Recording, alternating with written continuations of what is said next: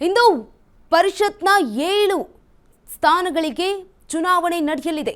ವಿಧಾನ ಪರಿಷತ್ನ 7 ಸ್ಥಾನಗಳಿಗೆ ಇವತ್ತು ಚುನಾವಣೆ. ಕಾಂಗ್ರೆಸ್ನ 5ನೇ ಅಭ್ಯರ್ಥಿ ಗೆಲುವನ್ನ ಸಾಧಿಸುತ್ತಾರಾ ಅನ್ನುವಂತ ಪ್ರಶ್ನೆ. ವಿಧಾನ ಪರಿಷತ್ನ 7 ಸ್ಥಾನಗಳಿಗೆ ಇವತ್ತು ಚುನಾವಣೆ ನಡೆಯಲಿದೆ. ಕಾಂಗ್ರೆಸ್ನ 5ನೇ ಅಭ್ಯರ್ಥಿ ಗೆಲುವು ಸಾಧಿಸುತ್ತಾರಾ? ಜೆಡಿಎಸ್ನ ಓರ್ವ ಅಭ್ಯರ್ಥಿ ಪರಿಷತ್ಗೆ ಎಂಟ್ರಿ ಕೊಡ್ತಾರಾ ಅನ್ನುವಂತ ಪ್ರಶ್ನೆ.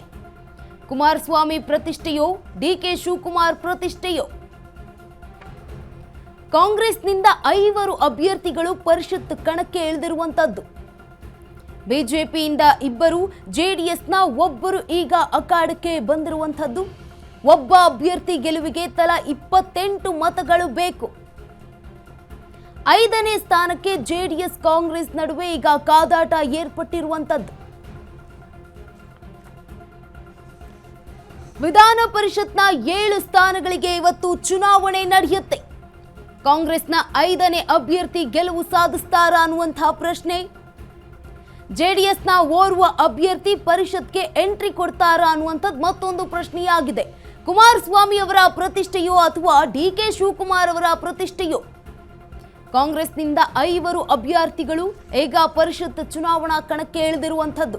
ಬಿಜೆಪಿಯಿಂದ 2 ಹಾಗೆ ಜೆಡಿಎಸ್ನಿಂದ 1 ಅಖಾಡಕ್ಕೆ ಇಳಿದಿರುವಂಥದ್ದು. ಒಬ್ಬ ಅಭ್ಯರ್ಥಿ ಗೆಲುವಿಗೆ ತಲಾ 28 ಮತಗಳು ಬೇಕು.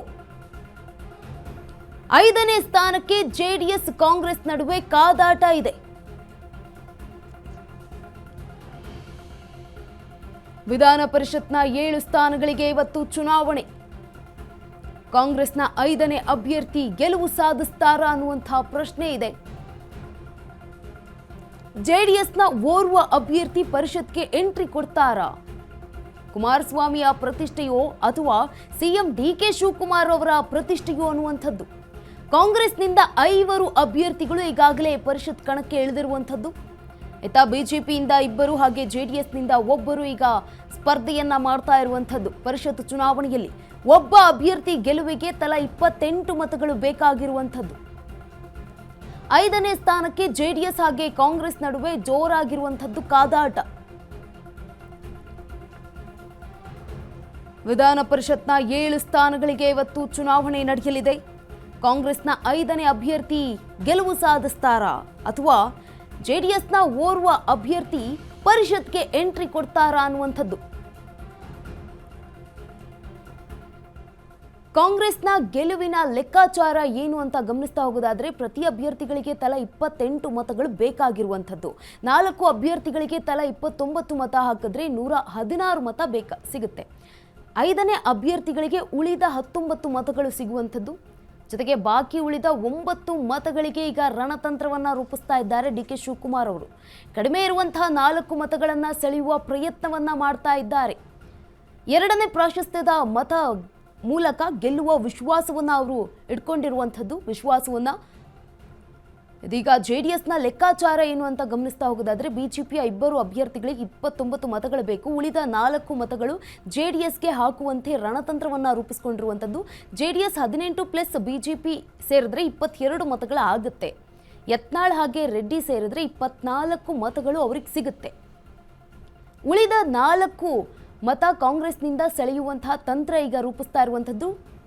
HDK ಬಿಜೆಪಿಯ 2 ಅಭ್ಯರ್ಥಿಗಳಿಗೆ ತಲಾ 29 ಮತಗಳು ಬೇಕು. ಉಳಿದ 4 ಮತಗಳು ಜೆಡಿಎಸ್ಗೆ ಹಾಕುವ ರಣತಂತ್ರ.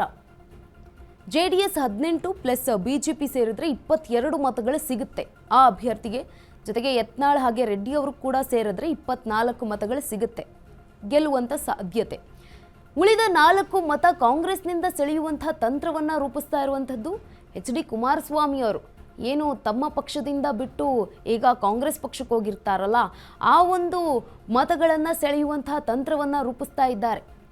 ಇತ್ತ ಡಿಕೆ ಶಿವಕುಮಾರ್ ಅವರು ಏನು ಕೂಡ ಕಡಿಮೆ ಇಲ್ಲ. ಅವರು ಕೂಡ ಬಿಜೆಪಿ ಹಾಗೆ ಜೆಡಿಎಸ್ನಲ್ಲಿ ಯಾರು ಶಾಸಕರಿದ್ದಾರೋ ಅವರು ಮತವನ್ನು ಸೆಳೆಯೋದಕ್ಕೂ ಕೂಡ ಅವರು ರಣತಂತ್ರವನ್ನು ರೂಪಿಸ್ತಾ ಇದ್ದಾರೆ.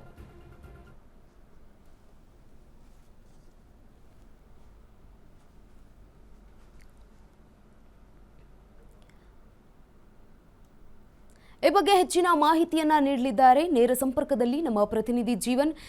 ಇವತ್ತು ವಿಧಾನ ಪರಿಷತ್ ಚುನಾವಣೆ 7 ಸ್ಥಾನಕ್ಕೆ ಹೇಗೆಲ್ಲ ರೂಪು ರೂಪ ಮಾಡಿಕೊಂಡಿದ್ದಾರೆ, ಹೇಗೆಲ್ಲ ತಂತ್ರವನ್ನ ರೂಪಿಸ್ತಾ ಇದ್ದಾರೆ ಎರಡೂ ಪಕ್ಷದ ನಾಯಕರು?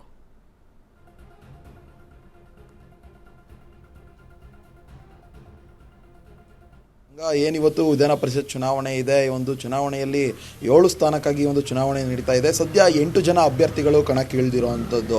ಕಾಂಗ್ರೆಸ್ನಿಂದ 5 ಜನ ಅಭ್ಯರ್ಥಿಗಳು ಸ್ಪರ್ಧೆ ಮಾಡಿದರೆ, BJPಯಿಂದ 2 ಸ್ಪರ್ಧೆ ಮಾಡಿದ್ದಾರೆ ಮತ್ತು JDSನಿಂದ 1 ಅಭ್ಯರ್ಥಿ ಕಣದಲ್ಲಿರುವಂಥದ್ದು. ಸದ್ಯ ಈ ಒಂದು ವಿಚಾರದಲ್ಲಿ ಏನು ಒಬ್ಬ ಅಭ್ಯರ್ಥಿ ಎಕ್ಸ್ಟ್ರಾ ಏನಾದರೂ ಇರಲಿಲ್ಲ ಅಂದಿದ್ರೆ ಇನ್ನು ಏನು ಅನುಗುಣವಾಗಿ ಏಕಾಏಕಿ ಅವರನ್ನೇ 7 ಜನರನ್ನು ಕೂಡ ಆಯ್ಕೆ ಮಾಡುವಂಥ ಪರಿಸ್ಥಿತಿ ಉಟ್ಕೊಂತಿತ್ತು. ಆದರೆ ಇಲ್ಲಿ ಒಬ್ಬರು ಎಕ್ಸ್ಟ್ರಾ ಇರೋದ್ರಿಂದ 8 ಜನರಲ್ಲಿ 7 ಜನರನ್ನು ಆಯ್ಕೆ ಮಾಡಬೇಕಾಗಿರೋದ್ರಿಂದ ಈ ಒಂದು ಚುನಾವಣೆ ನಡೀತಾ ಇದೆ ಸದ್ಯಕ್ಕೆ.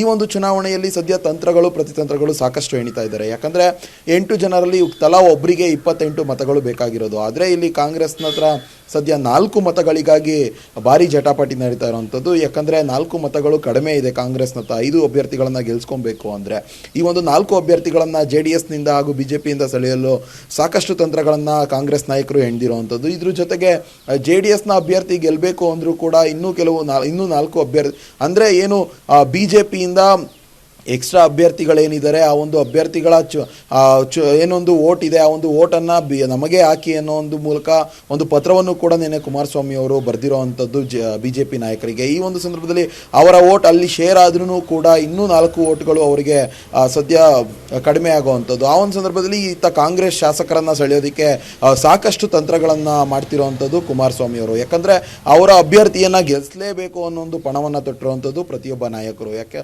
ಕಾಂಗ್ರೆಸ್ಗೂ ಕೂಡ ಇದೊಂದು ಪ್ರತಿಷ್ಠೆಯಾಗಿದೆ. BJPಗೆ ಏನು BJPನಲ್ಲಿ ಯಾವುದೇ ರೀತಿಯಂತಹ ಗೊಂದಲಗಳು ಇಲ್ಲ. ಯಾಕಂದರೆ 2 ಅಭ್ಯರ್ಥಿಗಳಿದ್ದಾರೆ, ಅವರಿಗೆ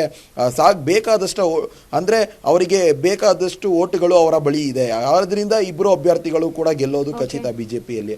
ಆದರೆ ಇಲ್ಲಿ 5ನೇ ಅಭ್ಯರ್ಥಿಯಾಗಿ ಇನ್ನು JDS ಹಾಗೂ ಕಾಂಗ್ರೆಸ್ ಮಧ್ಯೆ ತೀವ್ರ ಜಟಾಪಟಿ ಎದುರಾಗಿರುವಂಥದ್ದು.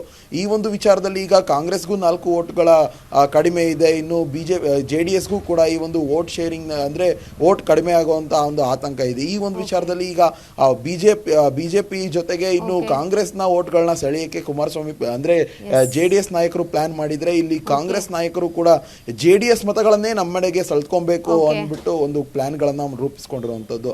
ಸದ್ಯ ಈ ಒಂದು ಚುನಾವಣೆಯ ಬಳಿಕ ಯಾರೆಲ್ಲ ಗೆದ್ದಾಗ್ತಾರೆ, ಏನ್ ಗೆಲ್ಲಾಗ್ತಾರೆ ಅಂತ ಕಾದ್ ನೋಡ್ಬೇಕಾಗಿದೆ ಗಂಗಾ. ಧನ್ಯವಾದ ಜೀವನ್ ತಮ್ಮೆಲ್ಲ ಮಾಹಿತಿಗಾಗಿ.